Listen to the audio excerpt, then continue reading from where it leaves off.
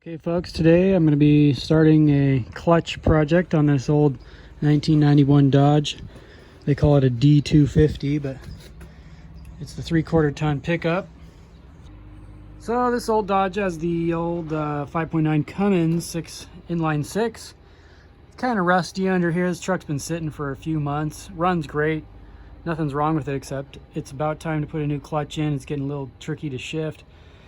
And we're by the ocean, so we get some rust here and there. Anyway, so the way you can check, see if you need a clutch disc, is just look through your little window in your transmission. And that's the window right there. Handy little window. You can look up inside, and you can see, and you can use your camera. You know, I have a little camera on a stick. This clutch is not terrible. I mean, this disc. Basically, we could look into the little window, and you can see these. You can see these grooves right here, and in some places those grooves are kind of worn down. But if you look at it from this angle, they're almost gone. See that groove right there? If you look at it from this angle, this groove right here, it's getting real, it's almost gone. But look at that one. That's almost gone, and the rivet is really close, so definitely time to change the clutch. The new clutch disc, these grooves are a lot deeper on this clutch disc. See these grooves right here? And that's how you can tell when you look through the inspection hole. First thing I'd like to do is get the starter off, and it's right down there. And you'd think everything is a US standard, like 1/2 inch, 3/8, but it's not.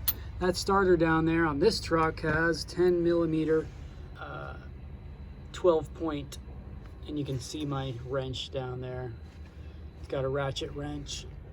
Now I did lift the truck a bit, put it up on these blocks. I made sure that the back end was all blocked so it's not going to roll anywhere. First thing I did before you do anything with the starter or anything like that, just unhook the positive side of the battery.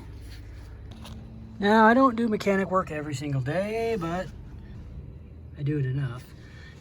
I've been using this Ryobi impact gun. It's kind of cumbersome. It's not a snap-on, of course, but you got enough extensions, you can get down there to that 10 millimeter bolt. You can see my red socket. I paint my sockets red sometimes. Anyway, with enough extension, you can get down to those starter bolts, and there's 3 of them. One of them's way behind the starter. It's in a tight spot, and basically you have to get them from the top here. So, enough extensions and an adapter and the swivelly extension there and the old Ryobi, you can get those bolts off the starter pretty quickly. That's how I would do it. Okay, next, after you get the starter off, it's going to kind of dangle there, or you could take the wires off and get rid of it completely, but I think I'm just going to let it hang there. But for now, you got to get the drive shaft out of the way in order to pull this transmission back. And this drive shaft, these little bolts here are either 8 millimeter or 5/16. 8 millimeter or 5/16. I prefer the star sockets. However, this one tend to strip. This one's stripped. And a star versus 6-point usually is better, unless you have junky sockets, AC Delco, Sears brand. But regardless, I couldn't get it off even with my impact gun. And don't try to force it ever, because if you can't get those off, you're screwed. So as you can see, I've got some heat on there. You got to put that heat on there maybe for about 5 minutes. It should just come off like butter. So here is the slave cylinder. The hydraulic fluid comes down through this tube from the master cylinder, comes in here.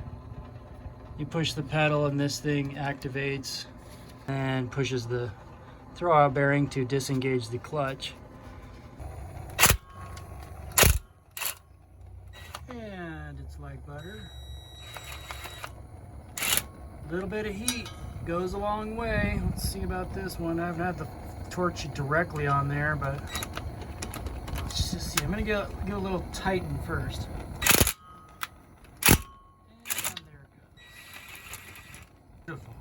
this torch off so it doesn't fall in my face. Okay, so now that I've got this drive shaft ready to take off, actually this U-joint, it's called, ow, this is hot. I just got the torch on there.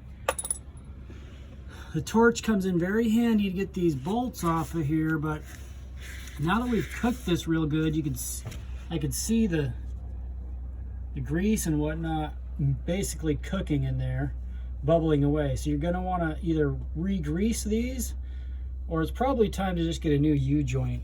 So if you got this all apart, I recommend just get a new U-joint, because I cooked the rubber basically. There's rubber right here to seal it. We're gonna have to follow this U-joint back and unbolt this one and this for this kind of carriage thing here for this. But very important, put the wire up so it cradles it so it doesn't fall on your head, and kind of wire it up out of the way so that this transmission can drop. I tried to do everything with this impact gun, this Ryobi. I could buy Snap-on, maybe I will someday, because this is big and cumbersome. Snap-on's really small and powerful, but anyway, either way, you're gonna need, for the drive shaft, you're gonna need the 8mm, and then you're gonna need the socket with a bunch of extensions so that you get a nice angle on it. I always use these extensions that are swivelly. This is a beveled or tapered extension right there. You can see that enables the socket to kind of swivel a little bit so you get the right angle on your bolt. Then here's another couple, it's either 5/16 or 8mm. I prefer millimeter for everything, but that's me. I mean, we should just get rid of the stupid standard American 5/8 stuff, or 5/16, I'm sorry, 5/16 or 8mm. Plenty of extensions. Here's another different type of swivelly if you can't find an extension like that. Also, you're going to need the 13mm to take off the slave cylinder. You're going to need a torch, possibly, for taking off the drive shaft bolts, the U-joint bolts, because these bolts are really small and they are not going to be fun to take out if you strip them. So do use your torch. Got the drive shaft wired up. I'm going to take this 11/16 socket and pull this bracket off here. Now it is a bolt, so I'm going to have to put a wrench on the other side of this bolt. But very important, put the wire up so it cradles it so it doesn't fall on your head. How to pull the bell housing with the transmission off to get to the clutch.